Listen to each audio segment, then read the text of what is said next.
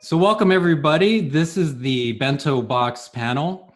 I'm Joel Kuwahara. I'm the one of the co-founders of Bento Box, and I've got a bunch of friends from Bento Box with us. But first, I just wanted to thank Lightbox for allowing us to do this panel, and also thank Bobby and Jim particularly for just putting Lightbox together and allowing artists, studios, students, everybody in the animation community to come together and still celebrate during this crazy COVID quarantine time. So without any hesitation, I just want to introduce some of the great folks on this panel.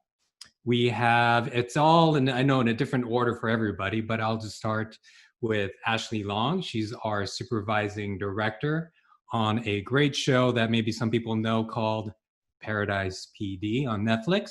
We got Brooke Keesling. She's our head of talent relations and recruiting. And from, before we get to the other studio, other Bento Box studio, I'll mention Simon Chong. He's our director at Bob's Burgers. He's got a very interesting story to tell.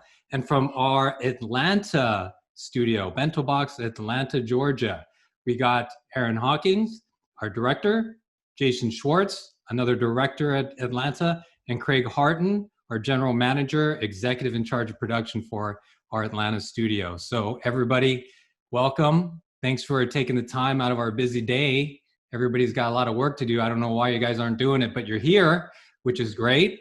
So while we jump off, not the virtual cliff, but let's talk about how you guys got your start in animation. Ashley, I will start with you. Okay, so my first job in animation was as an animatics department PA on American Dad at Fox, and that was back when we boarded on paper. So the purpose of that animatics PA position was scanning in every sheet of boards, cleaning up the goobers, preparing PSDs, doing comping. It was preparation for the editorial process. Did you know that you could draw at that time? Was that something that you already knew you wanted to get into, but that was your foot in the door? It was the foot in the door. Yeah, I became a storyboard revisionist within about 6 months. Wow, that's great. And then do you miss American Dad?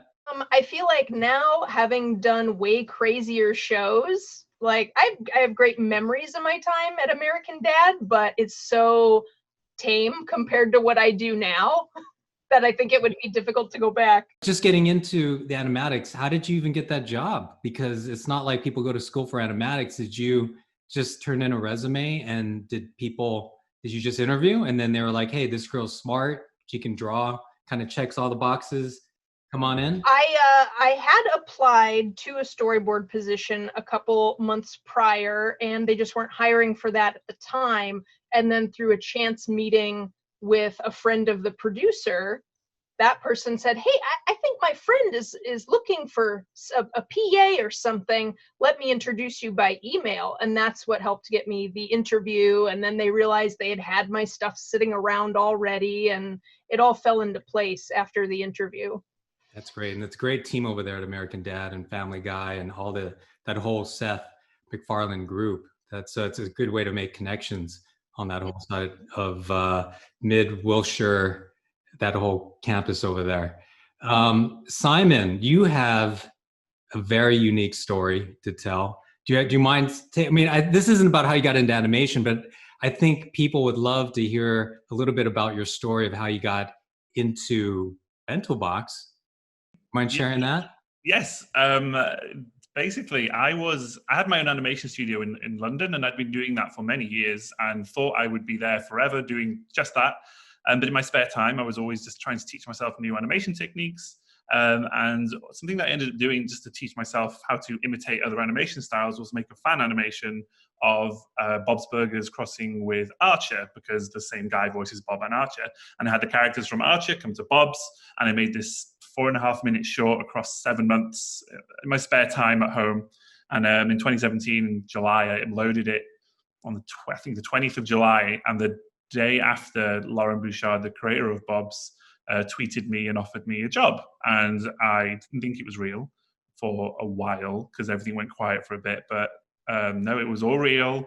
2 months later, I'd sold absolutely everything I owned, moved out of my apartment in London, left my company, and moved to America to start working with Bob's. And let's remind people, I don't know what the latest count was, but I think that short on YouTube has over 2 million views now, right? Yeah, 2 million views on that now. I haven't checked in a while either, but it's I'm so grateful for everything that thing brought me. I never made it with a job in mind. I did it just for fun, just to learn more about animation. But I can tell you firsthand when we saw it, and at Bento Box, it was getting emailed around, and then everybody thought at first somebody from inside the studio made it because it was so good.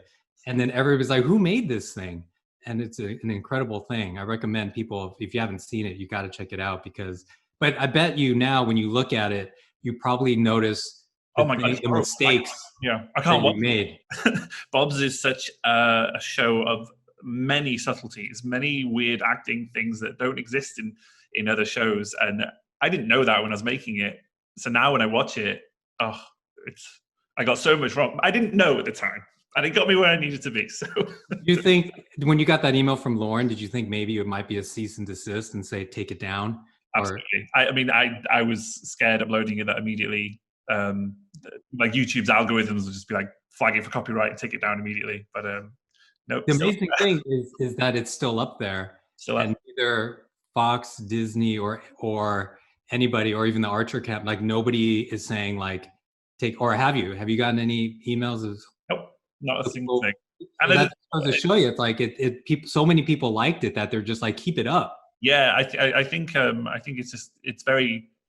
I hope it's come across this way. People watch it and they can see it's been made with love, and it's not just made for like any negative reasons whatsoever. It's just made because I love both shows so much, and I think that comes across hopefully when people watch it.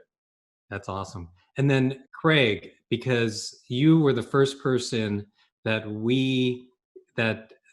actually you and I met previous to setting up Bento Box Atlanta, but you have a really interesting background too, because a lot of us who are lucky enough to be on the West Coast and kind of start a career where there is a lot of animation.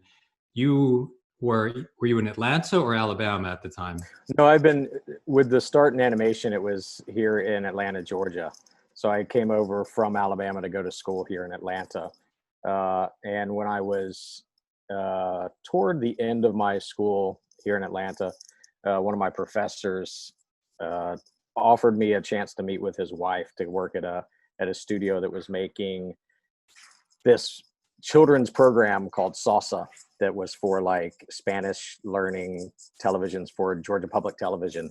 So I went and ended up doing that while I was in school, and then ended up meeting a few people just from networking, and ended up getting over with some guys that were working on some Cartoon Network pieces that were doing like bumpers basically for Cartoon Network. And one of the guys that owned the studio at the time had a little project he was working on, and I joined him with that project, which later became Aqua Teen Hunger Force, and airing at like 2:30 in the morning. And I was looking at other opportunities, obviously at the time, to see what else we could end up, where else I could go sort of in the industry. And they were going to do another episode of that. And they asked if I wanted to stick around and work on that episode. And I was like, it's just weird enough it might work. So I ended up staying there with that show. And obviously, that show took off, which I don't think anybody expected. How many years has it been? We did, I think, a total of, it ended up being 15 seasons, I believe, of that series. But it was over the course of 17 years, I believe. It was quite a long stretch that we ended up doing. And it ended up being in like the top 5 longest running animated series of all time. It was kind of bizarre for Adult Swim to have something like that coming out. And that, of course, just led to lots and lots of other Adult Swim series, with Squidbillies and 12 Ounce Mouse, and obviously, some other Perfect Hair Forever, other shows like that. And, obviously led on to, you and I talking, Joel, which was, I think, over software technology. I think exactly. We met because you're talking about Harmony. I remember the phone call. Yeah. That was an exciting call, because I was talking to Toon Boom Harmony, which is the software that we use to, obviously animate majority of our productions in. And at the time it was still in beta, I believe. I was doing a series for Comedy Central with called Freak Show, which was John Benjamin and David Cross. And we were looking to go into some new software because I just felt Flash wasn't really going to help us on that production. So we ended up going and starting with Toon Boom Harmony at the time, and it was still in beta. They were writing code, and it was a disaster, and we shut it down super quick and went back to Flash. And round 2 came up a couple of years later when I was doing a Fox pilot, an animated Fox pilot, and Toon Boom actually gave me your information, Joel, actually Bento Box, and said, try somebody at Bento Box because they're actually using the software. Because I was like, I want to make sure the software is good this time before I jump into it. And cold called Bento Box just to ask if somebody there could talk with me about the software. And Joel called me back. And of course, I'm Googling Joel, and I was like, The Simpsons, wait a minute. Got really excited that I was talking to somebody that had been on, by the way, he doesn't get that excited anymore. Oh, I still do. Every time I get butterflies, every time I see Joel falling. So yeah, it was I was so impressed with you. I was like, hey, let's set up a studio and you can run it. Yeah. And it absolutely happened that way, just over a cup of coffee, which was the most bizarre situation ever. And it was amazing. And yeah, here we are. We're at 8 years later, 9 years later. I think, it's been that long. It's been great. And then 2 of your key directors, you have Aaron and Jason. Mm-hmm. I think of you guys often as a pair because you guys work on so many projects together. And back in the day, we even did a short 30-second kind of like a day in the life of the work between Jason and Aaron. This might be an interesting thing for you guys to both chime in, because I think you guys work in so close in so many ways. Maybe both you guys want to share about how you guys got into animation and how you guys made your way to Bento real quick. It's more intertwined than you could possibly imagine. But if we start chronologically, Aaron, I think you would go first. Well, so Jason and I, we both went to RISD together. So that's where we sort of first met. And we had gone to the Ottawa Animation Festival the year after I had graduated, in I believe, your senior year, or maybe it was a year later. It was the year after I graduated. Okay, so I was out of school for a couple of years then, and we kind of just reconnected there and stayed in touch. I had started working at this awesome little studio that a lot of recent RISD grads were at in Boston called Soup to Nuts, which they made Dr. Katz and home movies, and it was sort of a really entry-level grungy place to start working in the industry. So I think I was still there when we met. And then I don't remember how you got in touch with Craig, but it wasn't long after I came down to Atlanta to work on that Comedy Central show that Craig was just talking about with that first trial and Toon Boom. And Jason was working there too a week later. So we just kind of kept following each other everywhere we went. But I don't remember, how did you get in touch with Craig? Was it through Aaron was working nuts with a couple people that we knew, and I went to Ottawa that year. I printed a T-shirt that I had just graduated and was available for work, and it had my website on the back, and I had my demo reel on DVDs. I was the first class that had used DVDs. Wait, what year is this? No, I'm not dating myself like that. Nice try. But so I was handing out DVDs. No one had anything to play them on, which I didn't think about. So it was just using to hold their beers at the bar or whatever. But I actually reconnected with Aaron and another friend of ours from school, and they were both working at Soup to Nuts. And a little bit later, that other guy called me and he said, "Hey, I'm moving down to Atlanta. They're starting a big production. Aaron's going as well. Call this guy. He's hiring anybody." And sure enough, Craig was hiring anybody. And he called me, and to tie it back in the Toon Boom story, he said, "Don't worry, you don't need to know any of the software." This was on a Friday. He's like, "You got the job. If you want it." I said, "Let me think till Monday," because it was a big move for me. I was in Colorado. And he called me back on Monday and said, "Do you want the job?" I said, "Yeah." He said, "Okay, well, that's great. We're not using Toon Boom anymore. We're using Flash. Do you know Flash?" And I said, yes, probably a little too aggressively, even though I didn't really know Flash at the time. But luckily, my first couple weeks on the job were rebuilding the entire pilot that we had done in Harmony in Flash. So it was a great tutorial on how to succeed with the show. Well, there's a saying, you know, Jason, it's you fake it till you make it. So, it works. I'm still doing it. And Brooke, you have a long career in animation as well. How did you get your first break? I was a student at CalArts, and I had made a film called Meat Clown, a stop motion film, which played on Atom Films. And someone at Nickelodeon saw that, and I got an internship at Nickelodeon on Hey Arnold, and learned background painting and things like that. And it was really fun, and I'm still in contact with so many of the people that I interned with back then. So it is a small world, definitely. And for those millennials that don't know what Atom Films is or was, that was almost like the YouTube for animation, or not even just animation, for just shorts and like created like. Yeah, it was when the internet was still dial-up, so they needed really short films to put on it. So the Atom Films people came to CalArts knowing that there was a lot of people making animated shorts there, and they said, hey, we'll buy your short. So they gave me $500 whole to put my film online. But I got like royalty checks after that for Meat Clown, so that was cool. And then when I graduated, there was just kind of animation. I don't think it's going to happen again now, but animation used to be like a lot of work, no work, a lot of work, no work. And now I think animation is just kind of here to stay, which makes me happy. But when I graduated, there was no work. So, and there was an article about a miniature effects studio in the LA Times, like the month that I graduated. So I couldn't find work back at Nickelodeon or, 2D animation, but I worked in miniature effects at this studio, and we made all the planes for the Aviator, and we did crash sequences for The Dark Knight and Inception and all these great, Scorsese and Christopher Nolan both love practical effects. So I worked in practical effects for many years. But while I was there, I wore a lot of hats. It was a very small studio. And I did some production, I did artwork. And one day there wasn't a lot to do, and I saw these portfolios kind of stacking up, and no one was looking at them. It was when people still had books that they'd bring in, those big portfolios and leather-bound things. So I asked my boss, like, do you want me to sort through these and kind of put them into like A, B, and C piles of like who we should interview? And she said, oh yeah, that'd be a great thing to do. No one's helping us with that. So that kind of like was a little ding in my mind about recruiting, because I always love connecting people.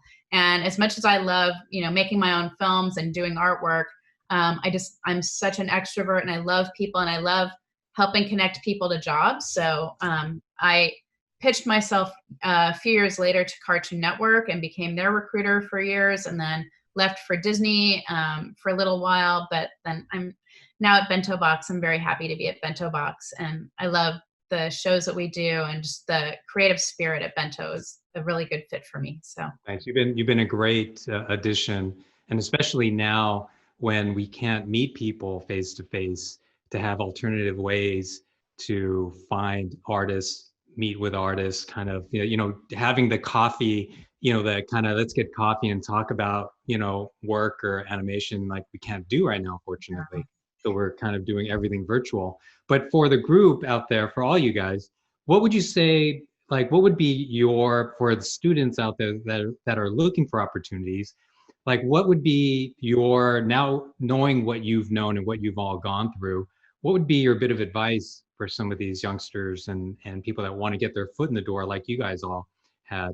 Like what would be your recommendation? I leave it up to any of you guys. My one is such an odd way of how I got into it. I think my one is kind of accessible to anybody, really, who has passion for animation and this industry as a whole. Just keep teaching yourself. The internet is such a wealth of information that you don't have to pay for it. You don't have to sign up to. I mean, I learned After Effects through lynda.com, but which is a wonderful website for anything like that. But there's a million tutorials on YouTube or wherever online that you can learn from. If you just keep teaching yourself new ways to animate or anything about any like background painting, anything like that, you could also put a video online and then get discovered. I mean, it's a very possible thing. Like when I graduated, it was the way was to make a film, go to festivals, meet people, and kind of get connected that way. And it was sort of how I got my foot in the door with Soup. They just liked my work, and I kind of got my first, opportunity to start, animating and storyboarding and stuff. But I think that's, like you're saying, Simon, just more of an accessible craft now. There's so much, self-publishing available, and so many social media platforms that just didn't exist for myself at the time. And the software that's, you can download free trials of Harmony and make something. It's really kind of incredible what is available. But I also think that, practicing your craft, because anyone we look at who wants to be, a character animator, for example, the fundamentals are still always so key. Like, practice drawing, make sure you're a good drafts person, that you have a strong sense of timing. Those are those fundamentals that I think we're always going to look for out of a candidate to come on and work at a company like ours. And then Ashley, what about, like, for you? Because one of the initiatives for this past, or for I'd say, like, maybe the past 5 years with women in animation, about equal, like 50-50, try to get an equal representation within the industry. Do you find that it's harder for women to break into animation, or do you find the barriers are kind of self-imposed sometimes? I do think that it is more difficult for women to get hired on certain types of content. I think that most people would be very surprised to know that, say, something like Paradise, we had a 45% female crew, and you wouldn't think that women would be behind that content. And I do feel that there's often an assumption that women can't do that stuff or wouldn't want to do that stuff, and that's not true. So they may not be looked at for particular types of work or particular types of positions. I do think that you might have a lot of women coming in, but you don't have a lot of women staying. And that can be because of getting discouraged, getting overlooked for promotions, not getting the encouragement their male counterparts do. So what we can do better as an industry is recognizing there's absolutely female talent out there, and mentoring that and encouraging that in the same ways that we would for guys. Exactly. And for people that may not be familiar with your career kind of trajectory, you started on, what was the first show that you started? Was it on Brickleberry? Brickleberry, yeah, first Bento show. And then you worked your way consistently because of your great work, that you got promoted to be the supervising director. And for those people that don't even understand that hierarchy, the supervising director, basically, you could tell by the title, is supervising and setting the directorial tone for the whole series, and is now also supervising and supervising the other directors on the show, and you're also a co-producer on the show as well. So you've earned it, and you've done a great job on that show. So yeah, for me to you, thank you for everything you've done. Well, thank you. Yeah, the other piece of advice I would give women specifically is be assertive and be proactive. And I know that's tough because little girls are raised to be polite and let other people go first and be quiet. And so if you're not naturally inclined to be assertive, you can retrain yourself. And that's certainly gotten me a lot farther, being able to come forward with the ideas and the work I have, not just have good work, but be loud and proud about it. There's nothing wrong with that. And there's something to be said as well for the creators of Paradise PD, Waco and Roger, who completely trust your creative judgment. And they're completely open-minded whenever you're like pitching things. They're just really great open-minded creators who love input. And for them, it's like, if it's funny, we're going to use it. And they love they love sharing and giving the credit where due. And that's why you've been so critical and such an important part of that show specifically. Brooke, I would be curious to know your thoughts on since you deal with this on a regular basis, and you're also getting people emailing you maybe through the website or however, or just meeting you in person before we're in lockdown, what do you always tell them, about how to get in or what they should do first? There's certain things that you would think are so basic, like sometimes people don't have their email address on their social media, and it's like, we love your stuff, but I'm not necessarily gonna messenger you, instant messenger you on Instagram is not my first way of wanting to reach out. I'd rather email you through my work address. So just having I know it sounds very basic, but you'd be surprised how many people are so hard to find. So make sure that you're findable. Post your artwork on Instagram, on your website, keep your website current. I was on a panel with Jorge Gutierrez recently, and we were talking about how some people kind of make this like buffet salad bar out of their portfolio. Like, I can do this and I can do that and I can do that and I can do that. And it makes it kind of overwhelming and confusing for the recruiters, because we want to know what you really want to do. And in TV animation, it's or streaming, whatever we're calling TV animation now, it's really like, there's the design side. That would be like an entry level position, might be like prop design or color design, working your way up to character design, things like that. And on the story side, you would apply for storyboard revisions and then storyboard artists, and then you can work your way up to being a director. So kind of knowing what you want to do and letting us know that with the way that you have your portfolio organized can be really helpful.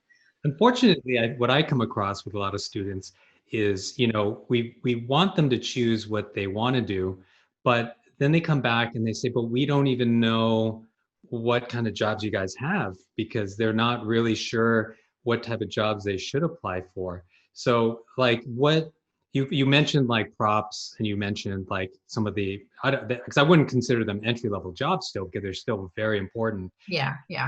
Prop people who've been doing it for 15, 20 years. Oh, so, yeah. Some people want to stay in that, but it might be easier to get your foot in the door, for props before character.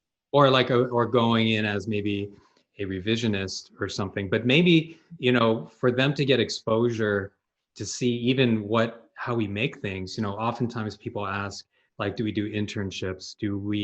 And unfortunately, and maybe you know a little bit more than I do, because I know it also deals with like certain like labor laws with regards to internships, of what they can or can't do.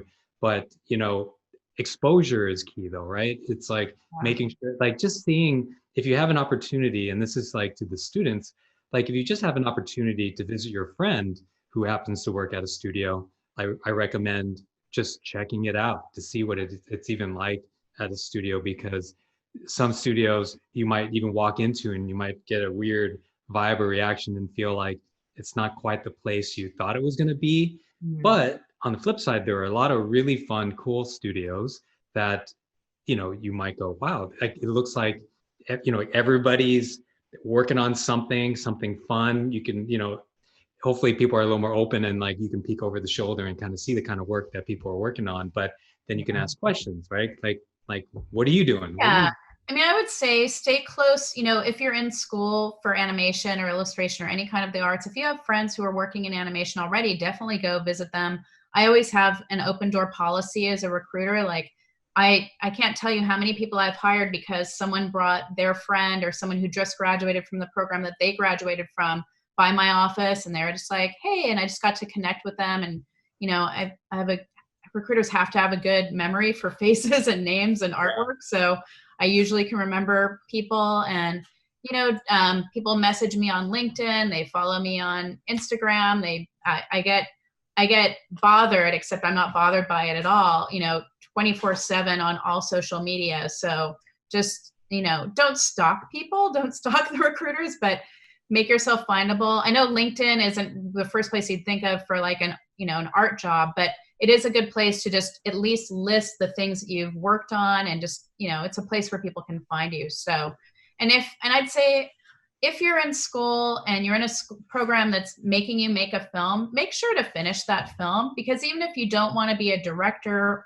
when you leave, just letting a recruiter or anyone who's hiring see what your personal vision is as a storyteller is really helpful for us to know where we can place you in the future. And I also, not only do I look for talent for our current shows, but I also look for talent who might want to pitch to us. So if you're someone who's, like you're applying for a storyboard position, but I see that you've got this really funny film, I might say, hey, why don't you meet with our development team as well? So, Jason, do you still recommend handing out DVDs and wearing T-shirts?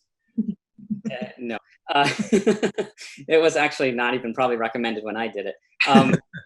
But I do say, you know, I talk to a lot of students too, and kind of what Brooke said, what is sort of what I say to them too, is we're lucky enough that, you know, we live in a day and age now where I don't have to even leave my house to find specific people.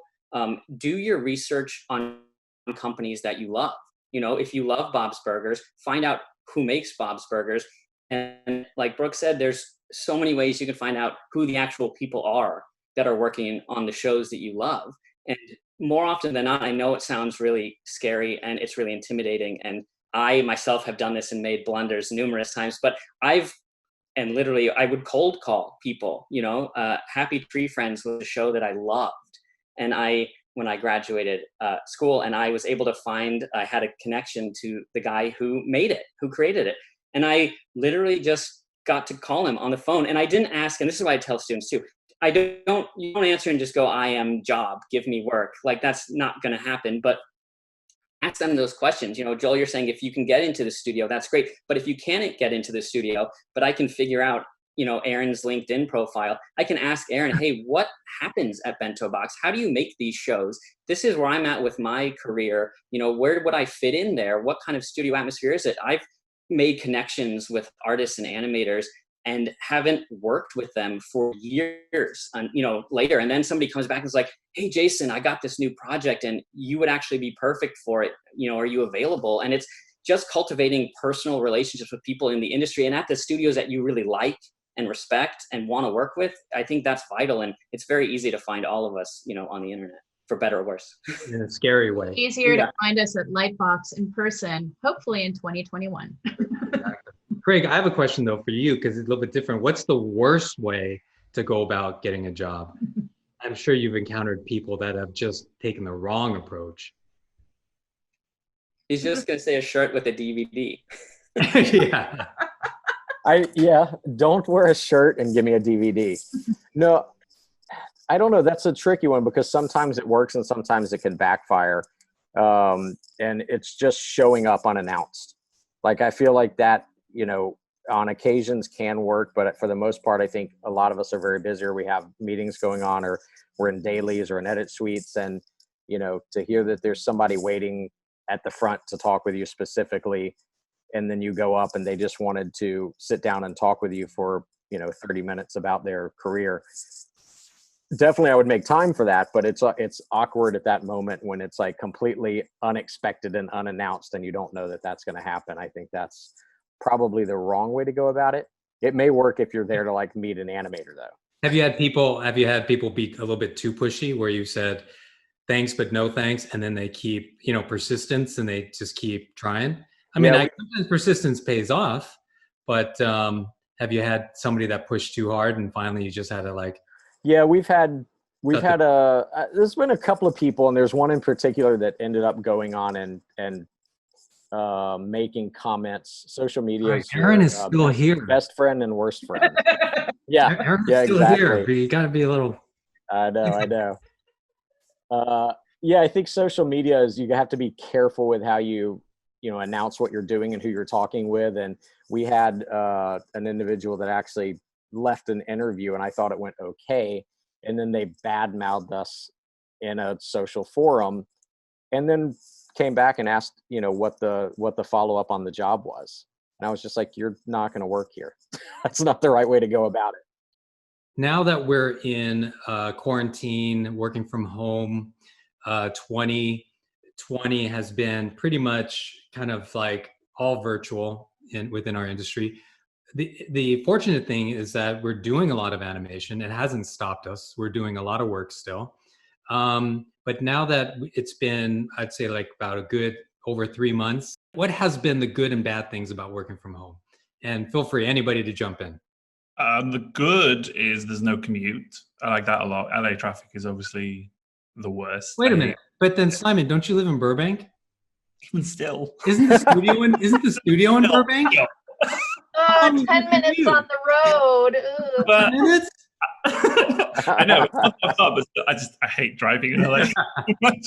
But not that that's good. The bad is sometimes that it's trickier to explain acting sometimes across Zoom. Like when you're really trying to nail a very specific moment, like between, I don't know, Bob and Linda talking and there's like a slight eyebrow raise or something really, really minute, it's harder to kind of get that across. And when you're just walking around the office and you just like catch someone and you're just like, oh, I've got a question for you. And that sort of thing, like not having that anymore is harder. But I think overall we've made it work really well. I think one of the good is definitely dealing with artists that aren't necessarily, adjacent to a studio where they can come in and work. And it's allowed us to actually be able to reach out to people that we normally would not have necessarily brought in because they weren't able to come into the studio for that studio environment to work directly one-on-one with the directors. Now the directors are forced to work with everyone virtually. So it doesn't matter if you're, 10 minutes down the road or, 2 hours away. I think that works, from the, if there's any sort of negative side, I would say, I think from a lot of people on the production management side of things, it's these Zoom calls, just one too many.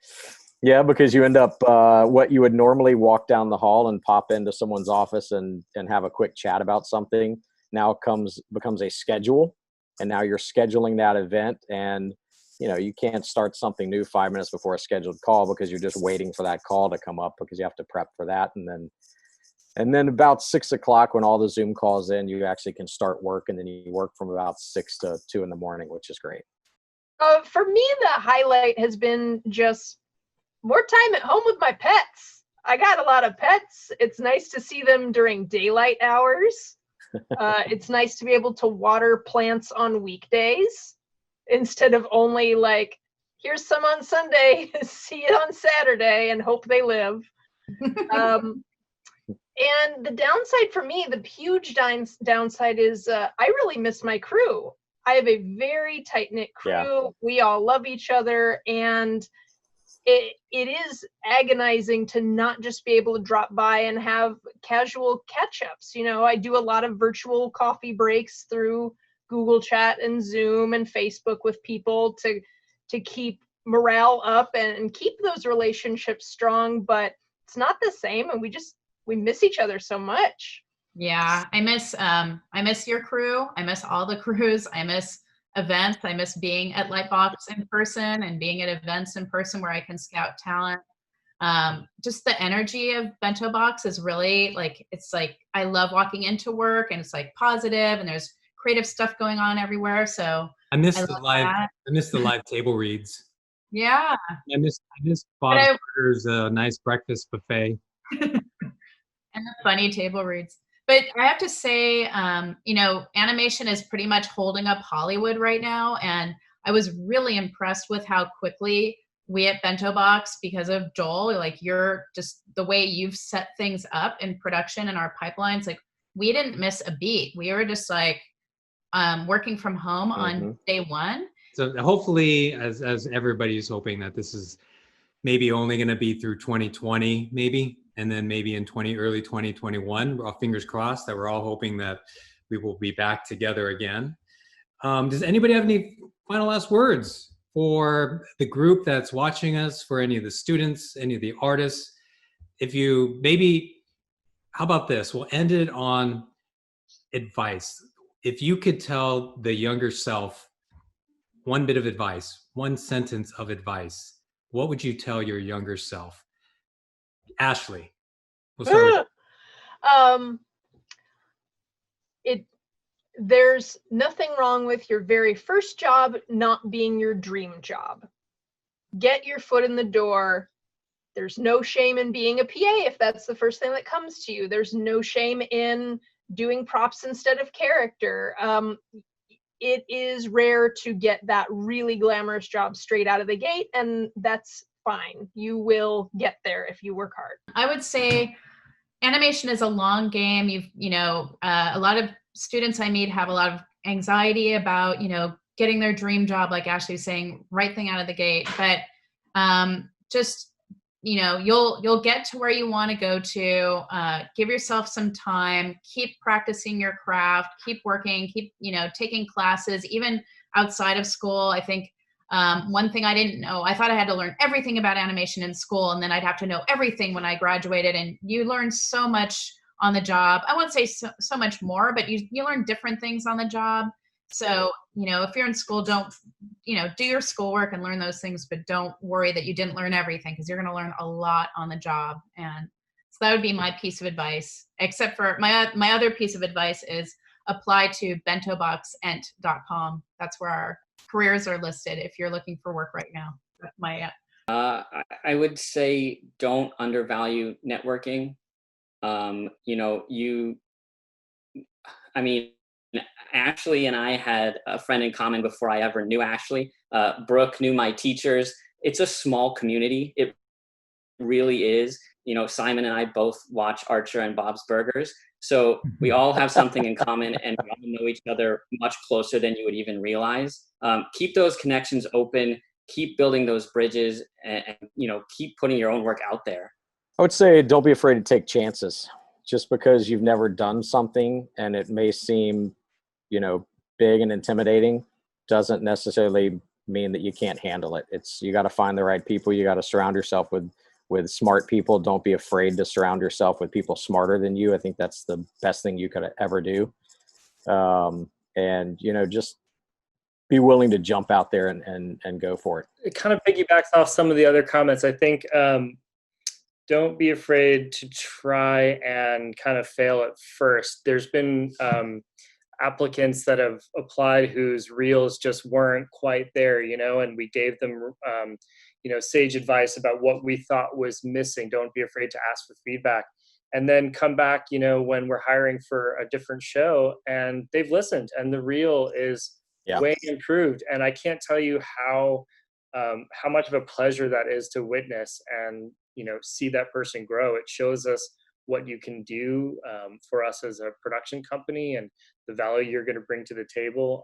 So, you know, I think on many occasions that person was then hired. So just stick to it. Awesome. Simon, how about you?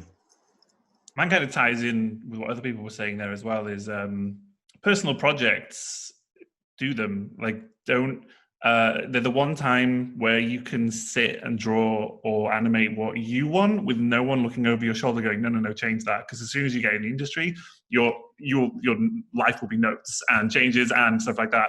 Personal projects, stuff in your own time, just have fun with it. You can really do what you want, and then you can take those things that you've learned, apply them to other things, develop your style, just have fun with it. That's great. I have one more thing that I just want to put in there.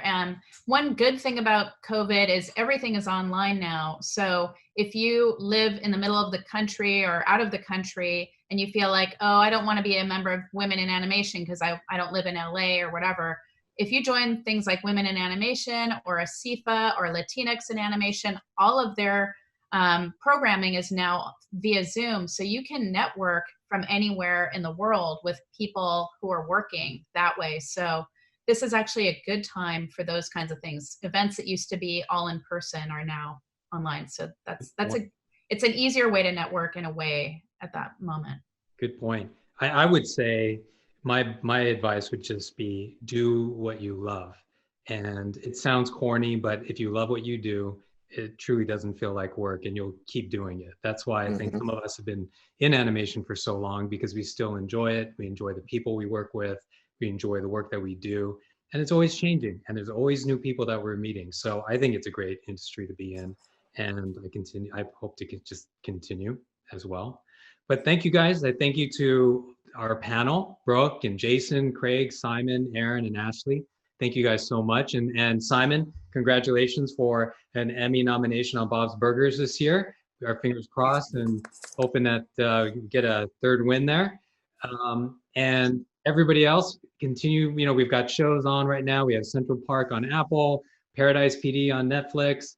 We have some new shows coming out. We have Duncanville on Fox. In addition to The Great North, we have a bunch of things coming out. So continue to watch the shows, support the animation industry, support your friends in animation, support Lightbox. Thank you to Lightbox for allowing us to do this. And that's it from Bento Box in the panel. Thank you.